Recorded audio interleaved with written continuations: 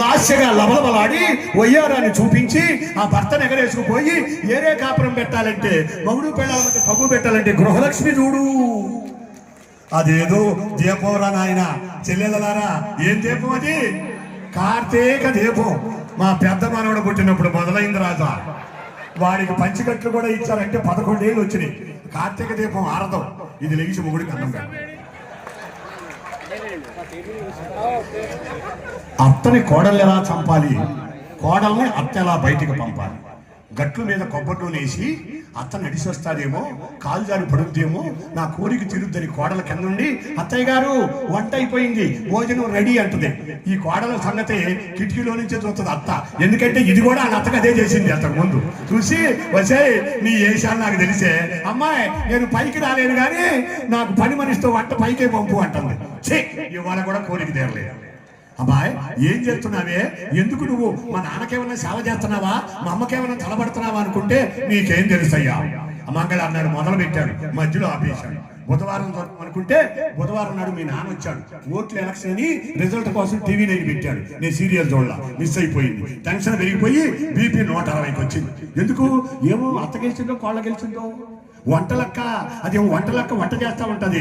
అంతకుముందేమో మోనిత ముఖమాట పెట్టింది. మోనిత పోయి ఆగినట్టే ఆగి ఇప్పుడు దోసరా వచ్చింది. దోసరా నీ పీక కోసరా.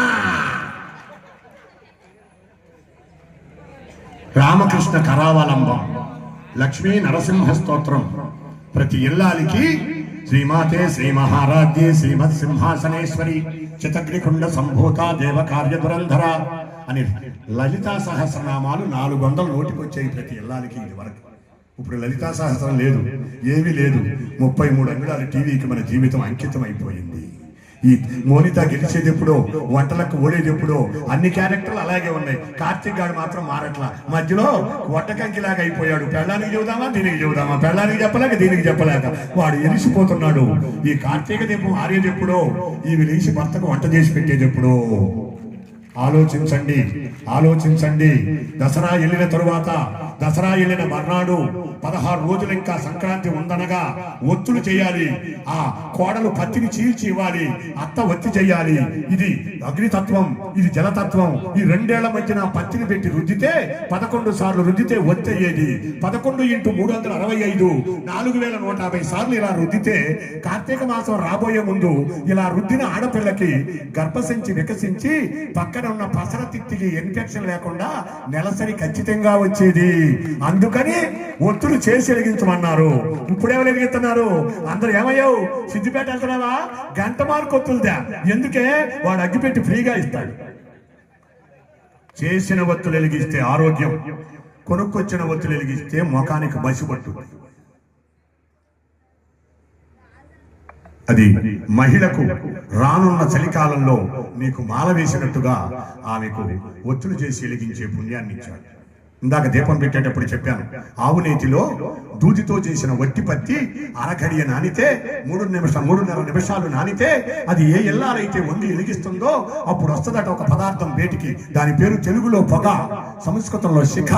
ఆ శిఖ ఎవరైతే కుడుముక్కుతో పీలుస్తారో ఆ ఇల్లానికి గర్భసంచి దోషాలు తొలగి నెలసరి ఖచ్చితంగా వస్తాదట. అందుకని ఆవు నెయ్యి దీపం వెలిగించమన్నారు. ఎప్పుడు వెలిగించమన్నారు? సాలుసరి ఏకపర్యంతే గోకృత దీపం కృత్వా అన్నాడు. నారదుడు అడిగితే వేదవ్యాసుడు చెప్పాడు. సాలుసరి సంవత్సరానికి ఏకపర్యంతే ఒక్కసారి గో, ఆవు, ఘృతం, నెయ్యి, దీపం కృత్వా. ఓ ఆడపిల్ల, కలిగిన దానివైనా లేని దానివైనా కటిక దరిద్రమైనా ఆ ఒక్కరోజు శివాలయానికి వెళ్ళి ఆవు నెయ్యి దీపం వెలిగించు. అదే అదే కార్తీక పౌర్ణమి రోజు నువ్వు వెళ్ళి శివాలయంలో పెట్టే దీపం, అది కార్తీక దీపం. అది వెలిగిస్తే మళ్ళీ కార్తీక మాసం వచ్చేంత వరకు నీ గర్భసంచి పదిలంగా ఉంటుందట, నెలసరి ఖచ్చితంగా వస్తుందట.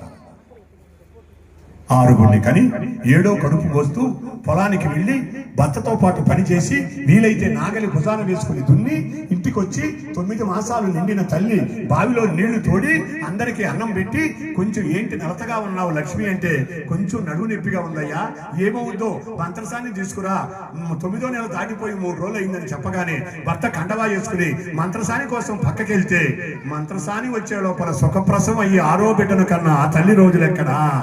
రాక ఒక గర్భిణీ వస్తే అత్త చేతికి అమృతాంజలి ఇచ్చి నువ్వు రాస్తావా మమ్మల్ని పిలవమంటావా నాకు బెడ్ రెస్ట్ అని చెప్పి ఈ దిక్కుమాలిన రోజులు ఎక్కడికి వెళ్ళింది ఆడపిల్లకి ఆరోగ్యం. ప్లాస్టిక్ సీసాల్లో పాలు, ఎలక్ట్రికల్ కుక్కర్లో అన్నం కాదా, బాగా కుదిరిందే కూర, మా అన్నయ్యకి కూర అంటే బాగా ఇష్టం, ఈ నూతి వంకాయ మా అన్నయ్యకి వేసి పెట్టమంటే మీ అన్నయ్య 2 రోజులు మనమే తిందాం అని ఫ్రిడ్జ్ లో పెట్టి బూజు పట్టిపోయిన కూర తింటున్న వలన నీకేం దొరుకుతుంది? ఆరోగ్యమా? బసవ తారకం హాస్పిటల్లో ఒక సీట ఏ జబ్బు వచ్చుద్దో నా నాటుతో చెప్పని శుభ సమయం. ఆరోగ్యాన్ని మనమే పాడు చేసుకున్నాం. భార్యని, తన భార్య అయిన లక్ష్మీదేవిని భూలోకంలోకి వెళ్ళి ఉండవమ్మా అన్నాడట. భర్త చెప్పాడని బయలుదేరిందట. ఆఖరి మెట్టి దిగేటప్పుడు అనుమానం వచ్చిందట.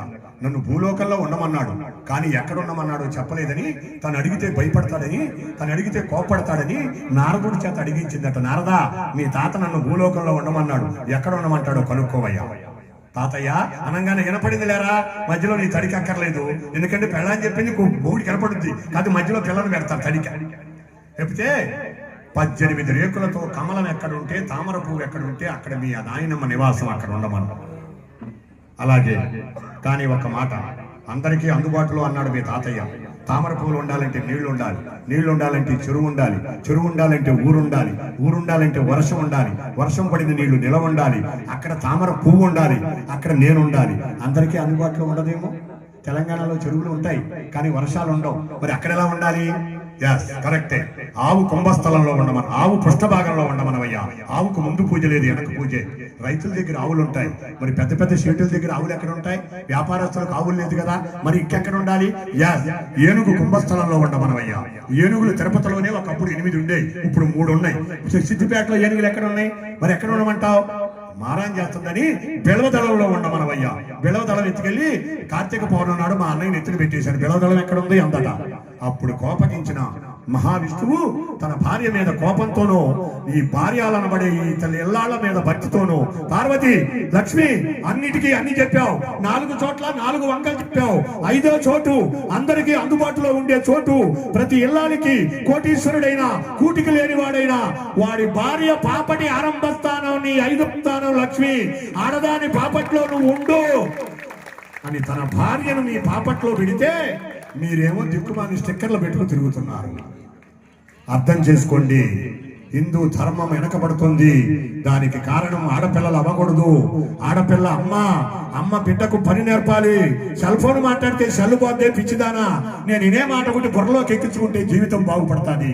నీ ఇంట్లో నుంచి వయసు వచ్చిన బిడ్డ బయటికి వెళ్ళేటప్పుడు ఏ బట్టలు కట్టుకెళ్తుంది, ఏ వేషం వేసుకెళ్తుంది, ఎలా వెళ్తుంది అని నువ్వు గమనించి చంపదెబ్బ కొట్టి మీ నాన్న మమ్మ పుట్టింది అని ఆనందపడి నీకు 4000 అప్పు చేసి పట్టాలు కొంటే ఆ పట్టాలు బాగకుండా పట్టికి తగిలించి ముఖానికి మూతికి గుడ్డ కట్టుకెళ్తావా? జడలుకో, పూలు పెట్టుకో, పుస్తకాలు ఎలా పెట్టుకో. మన ఇంటి పక్కన బాబాయ్ వచ్చి నిన్ను స్కూల్లో దింపుతాడు, రోడ్డు మీదకి వెళ్ళి పచ్చోడికి థమ్సప్ సింబల్ చూపించబాక వాడు ఎక్కించుకెళ్తాడు. 2 రోజులు స్కూల్లో దింపుతాడు, 3వ రోజు అని నీ కూతురుకు నువ్వు చెప్పగలిగిన నాడు నువ్వు 3 రోజుల తర్వాత పోలీస్ స్టేషన్కి వెళ్ళి మా అమ్మాయి కనపడతలేదని చెప్పాల్సిన స్థితి నీకు పట్టదు. దానికి కారణం తల్లి మేల్కో. రానున్న రోజుల్లో రోడ్డు మీదకు బిడ్డలు వెళ్తే పిచ్చి కుక్కల్లాగా ఎమ్మడబడే వాళ్ళు ఉన్నారు. నీ బిడ్డ వేషం, నీ బిడ్డ బట్టలు, నీ బిడ్డ భాష, నీ బిడ్డ యొక్క స్థితిగతులు చూసుకోవాల్సిన ఓ తల్లి, నీకు శిరస్సు వంచి నమస్కరిస్తున్నాను. మాకు జన్మనిచ్చినందుకు మగవాళ్ళ తరపున నేను ఏమి ఇవ్వాలి? ఈ ఆడపిల్లలకు నేను శిరస్సు వంచి వీళ్ళందరి తరపున నీకు నమస్కారం పెట్టడం తప్ప. హిందూ ధర్మం ఆడమనిషి చేతిలో ఉంది, ఆడమనిషి ఒడిలో ఉంది. అమ్మా, నాకు పెళ్లి చేశావు, ఒడిగంటు పండుతున్నావు, ఒడిగంటు సామాన్లు వేసి పంపుతున్నావు, ఏంటమ్మా నువ్వు రావా నా ఎమ్మటే అంటే, అమ్మా కూతురు నిద్రలకి తల్లి రాకూడదమ్మా, తల్లి ఆ 3 నిద్రలైనాక వస్తుందమ్మా, ఈ లోపు నువ్వు అక్క ఎమ్మటే వెళ్ళమ్మా అంటే, నేను వెళ్ళి ఏం చేయనమ్మా అంటే, అదిగో నీ మెడలో ఉన్న తాడు, నీ ఒడిలో ఉన్న ఒడిగంటు, అది పసుపు, అది కుంకుమ, అది చందనం, అది సున్నిపిండి, అది కాటుక, ఆ మధ్యలో ఉందే 3 అంగుళాల చెక్క బొమ్మ. అదే నీకు అమ్మ. ఆ అమ్మని తీసుకుని వెళ్ళమ్మా అని వచ్చే కన్నీళ్లు గోడవైపు తిరిగి ఆపుకుంటే 22 ఏళ్లు పెంచిన కూతుర్ని బరువు దించుకున్నాను, 4 లక్షలు అప్పు చేసి వాడి చేతిలో పెట్టానని తండ్రి గోడవైపుకు తిరిగి నేనేడిస్తే ఇల్లంతా ఏడుస్తారని వచ్చే కన్నీళ్లు ఆపుకుని పర్లేదురా నీ నటిస్తాడే తండ్రి. ఆ తండ్రి ముఖం ఒక్కసారి చూడండి, అప్పుడు తెలుస్తుంది ఆడపిల్లకు కన్నా తండ్రి యొక్క బాధ ఏంటో. అలా వెళితే అమ్మా ఈ చెక్క బొమ్మ ఇంట్లో దాచుకోమంటావా అంటే, కాదమ్మా నిన్ను తన కొడుకు చేసుకోవటానికి 4 జతల చెప్పులు అడిగేటట్టు వచ్చి పక్కింటి వారితో అడిగించి నిన్ను చేసుకుని నువ్వు ఇంటికి వస్తావని, కొడుకుతో వస్తావని, గర్భిణీ దాలుస్తావని, తన వంశాన్ని పెంచుతావని, మధుసూదన రెడ్డి వంశం పెరిగి కోడలు అయ్యి ఒక మనవణ్ణి, ఆ మనవణ్ణ చూసి ముడుచుకోలేకపోతున్నాడు మధుసూదన రెడ్డి. వాడికి చొక్కా వేస్తాడు, లాగేస్తాడు, పంచి కడతాడు, పిన్నీసి పెడతాడు. పూజ చేయవయ్యా మధుసూదన రెడ్డి అంటే ఆ మనవణ్ణి అలంకారం చేయడమే సరిపోతుంది మధుసూదన రెడ్డికి. అంటే ఆయన గోత్రం పెరగటానికి కోడలనే మహాశక్తి ఇచ్చిన వరం ఆ బిడ్డ. ఈ చెక్క బొమ్మ ఎత్తుకెళ్ళి అక్కడ చాకలితో నీళ్లు పోయించడానికి సిద్ధంగా ఉన్న మీ అత్త ఒడిలో వేయమ్మా. ఈ బొమ్మ వేసిన వెంటనే అత్త అమ్మైపోద్దమ్మా, నీకు అత్తమ్మా. మామ అయ్యైపోతాడమ్మా, మామయ్య. అందుకనే అత్తమామలో అమ్మా నాన్న నువ్వు చూడాలి, కోడలిలో కూతుర్ను వాళ్ళు చూడాలి. అప్పుడు నువ్వు శివాలయంకి వెళ్ళక్కర్లేదు, శివుడే మీ ఇంటికి వచ్చి మాతా భిక్షాందేహి అంటాడు. నీ ఇల్లు శివాలయం అయిపోద్ది. అది తెలుసుకో. ఓ ఆడపిల్ల, ధర్మం తప్పుతున్నావు, బుద్ధి మార్చుకుంటున్నావు, పక్క మటోళ్ళు నిన్ను ప్రేరేపణ చేస్తున్నారు. అది ఇస్తాం వదినా, ఇది ఇస్తాం వదినా అని రమ్మంటున్నారు. ముఖ్యంగా ఆడవాళ్ళలారా, హిందూ ధర్మంలో ఉన్న స్త్రీలారా గుర్తుపెట్టుకోండి. పెద్దలారా, భక్తులారా, ఆడపిల్లలేంటి మగపిల్లలేంటి, పుట్టిన కాడి నుంచి ఒక సబ్బు వాడుతున్నావు. ఆ సబ్బు నీకు అందాన్ని ఇచ్చింది, ఆ సబ్బు నీకు ఆరోగ్యాన్ని ఇచ్చింది, ఆ సబ్బు వాసన నీకు సరిపడింది. పుట్టింటో వాడావు, కోడలిగా అత్తింటికి వెళ్ళావు, అక్కడ వాడావు, బిడ్డకు తల్లి అయ్యావు, ఆ బిడ్డకు అత్తవయ్యావు, ఆ బిడ్డకు మనవడవయ్యావు, మనవరాలు పుట్టింది, అమ్మమ్మ అయ్యావు. కానీ ఆ సబ్బే వాడుతున్నావు, అదే బ్రాండ్ మెయింటైన్ చేస్తున్నావు పుట్టిన కాడి నుంచి. ఒకనాటికి ఆ సబ్బు నిండుకుంది. మనవడో మనవరాలు వచ్చి నాయనమ్మ నీ సబ్బు అయిపోయింది, నా సబ్బు తోముకో ఈ పూట కంటే. ఓరి పడవా, నా సబ్బు నాదిరా, పుట్టిన కాడి నుంచి నేను అదే సబ్బు వాడుతున్నాను రాని 5 నిమిషాలు శరీర శుభ్రాన్ని ఇచ్చే సబ్బు మార్చడానికే ఇష్టపడతలేదే. మరి హిందువుగా పుట్టి మధ్యలో మతం ఎందుకే మారుతున్నావు? మతం ఎందుకు మారుతున్నావు? సబ్బు విలువ చేయలేదా నీ మతం? అమ్మ నమ్ముకున్నట్టేనే మతం మారితే. హిందువుగా పుట్టావు, అప్పుడు చెప్పండి జై శ్రీరామ్, జై శ్రీరామ్, జై శ్రీరామ్, జై శ్రీరామ్.